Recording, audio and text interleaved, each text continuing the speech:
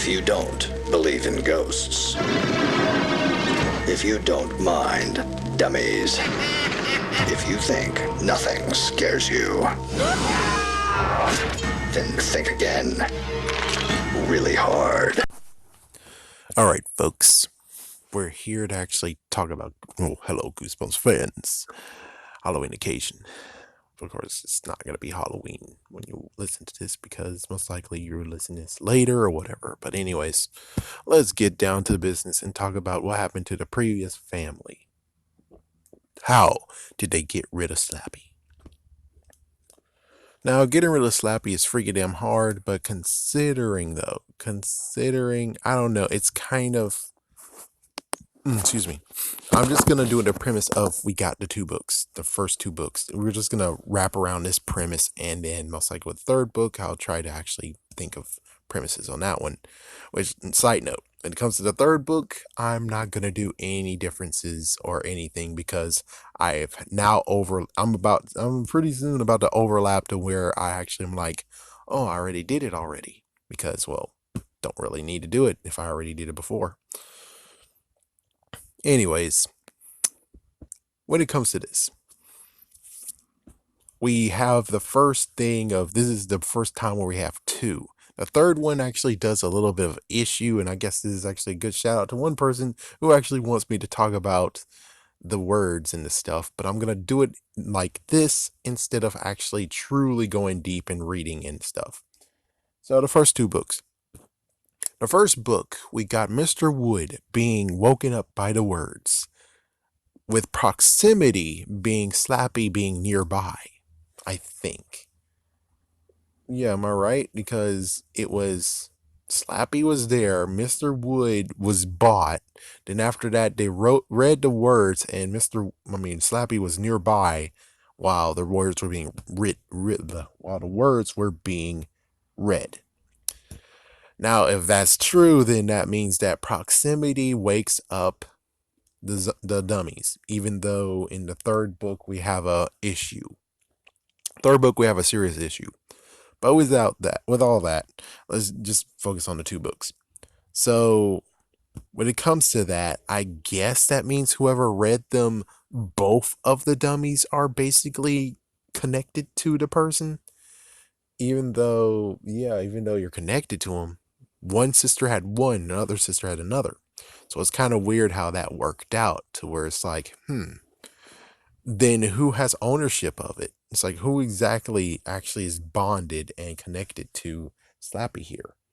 Because I guess technically it's like, we don't really know for sure. Does reading it basically mean both of them are connected to the reader, or reading it means that the person you're reading it to is connected, but the person who's in proximity of has no one who actually is truly connected to them? It was just a side effect. It's that almost everyone gets affected by it, but not connected. If that's true, then Slappy's able to be easily dissed and thrown away because he's not connected to anyone. He's not connected to it at all.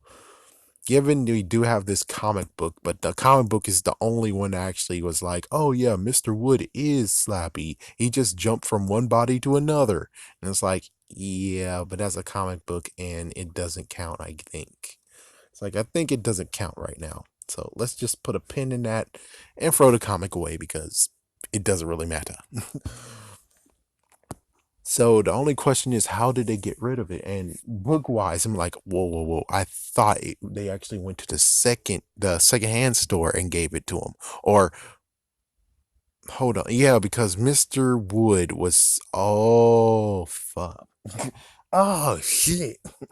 Okay, hold on. So Mr. Wood was bought. Slappy was already bought. So where did they get Slappy from? Yeah, and plus I'm pretty sure if it was from the same pawn shop, because apparently in the book he's from the pawn shop, and I'm like, whoa, well, shouldn't that have hardened him up? Well, actually, yeah, it's like that should have hardened him up, especially if that's where he originally came from, was a pawn shop, and then there you go. But I'm pretty sure the pawn shop. Let me see what happened in the first one. The first book, he didn't get a scratch or anything on him, so That's one thing. It's like, yeah, he didn't get a scratch or anything on him. He, I don't know. It's odd. And apparently, from the person who he kind of actually sparked this video. But on the other hand, it's just I'm on book two. So the wake up and sleep phrases or mantras are different. I mean, I don't know where was that written in, because I don't know. It's hard. Yeah, I'm gonna have to have. Hopefully, he's gonna come up with more details, and then I can get into the deep dive of this. But for right now, let's just say that the mantra, the thing that you read, actually is the thing that put him to sleep. If that's true, then you could easily say that they found, because I'm pretty sure, along with the whole thing, since he got a side effect by it, that means he guys magically has the card in his lapel too. Just like with Dennis, he most likely has it in his pocket or something. And Dennis is completely fixed now. His head doesn't pop off. That's awesome. Yeah, so I'm pretty sure every single person who actually was touched by this spell, even Rocky in the third book, they all have the slip of paper in their pockets or lapels.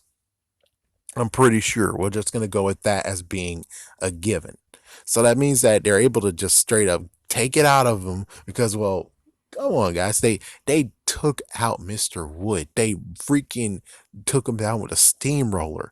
The weirdest part has to be the fact that Slappy was so freaking damn scared of Mr. Wood. Didn't see the video, but I'm pretty sure Slappy was so freaking damn scared, just like Dennis was so freaking damn scared until he stepped up and he saw something horrible. Like, for instance, Slappy was going to be on a rampage.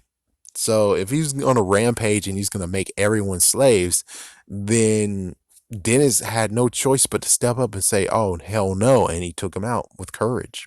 While Slappy, on the other hand, waited for one person to get knocked the fuck out. And he's like, yes, now I'm the head here. I'm now calling all of you my slaves now because the other person's dead. And it's like, well, it would have been funny if the person's like, I'm not dead. Dun, dun, dun. I'm sorry. I'm sorry. I'm sorry. I'm sorry. I'll be your slave. I'll be your slave. It's like, yeah, I'm pretty sure Slappy would have folded very, very quickly. Yeah, because Mr. Wood quake makes him quake in his boots. Snappy makes him quake in his boots. So it's like, holy frick. So when it comes to the totem pole, Slappy's in third place because he's freaking scared, man. Well, technically, when it comes to Mr. Wood, he actually overcame his fear, though. With, of course, I know I'm jumping, but he eventually got over his fear of Mr. Wood when it comes to having him in a dream, which it wasn't really a dream. Well, it's a premonition more than a dream. So, with all that said, then that means that, shoot, he should have. It's like Slappy should be freaking damn scared too. Steamroller's still outside. They can still roll over your ass too, man. It's like he should have been like, "Oh, frick, gotta go." No, not you're my slave. He's gone, slave. It's like gotta go. He should have just been like, gotta go, because dude, Mr. Wood just got killed.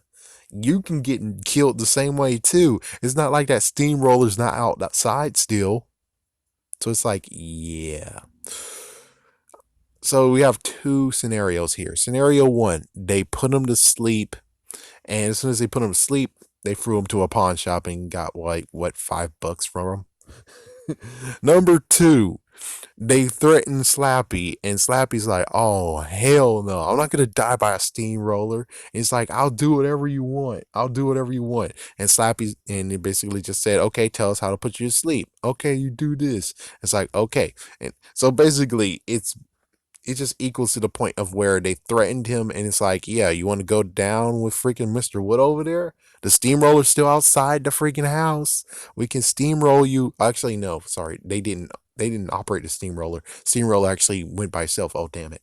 Yeah, but it's not like, oh, the steamroller's too fast. It's too fast to catch up to. It's like, no, they could actually grab Slappy. They both grab Slappy and run for it. And as soon as they see the steamroller, they just throw him there too. And it's like, no, wait, no, ah. It's like, yeah. So it's like the steamroller, even though it's a little bit far away, they can easily run and grab Slappy and throw him under there too.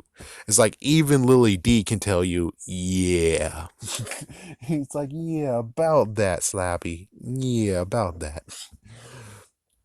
So I'm pretty sure that in the end, because Slappy just got his footing for the first time. This is his footing. This is not his first outing. It is just his footing of where it's like, okay, since I'm my own man now, I can do whatever I want because the other guy, oh good lord. So it's like, so yeah, Slappy's a freaking coward. Come on. We're just gonna go with that. Slappy's a freaking coward. He got threatened, or just the fact that they were able to overpower him because they already took out one. You're telling me that they're going to be scared and not take out the other one? No, freak. No, no, no. They took him out. They took him out and then threw him in the pawn shop, and that's how we got to the second book. I'm pretty sure that's how it ended up. Of course, the one that I have that's still kind of lost, but I can get it someday. It's like someday if I can actually get a good freaking damn laptop, which I still got. Anyways, besides my personal stuff, it's like I was kind of thinking of maybe he could actually have made an army full of zombie slaves that he's able to actually just control all of them. Like he controlled one family and he says, okay, well, I'm controlling one family. And when you hear my call, you'll come to me. So he's going to make an army of freaking slaves. So he goes house to house trying to make sure he's able to get more and more and more. But he's only able to ever do the first family. It's like, damn, man, your freaking mission sucks, Slappy. Your mission sucks. But that's it. I'm just gonna end it right there. If you think you know how exactly did Slappy go from book 1 to book 2, go ahead and put your theories down below too. Have a scary day. Have a scary night.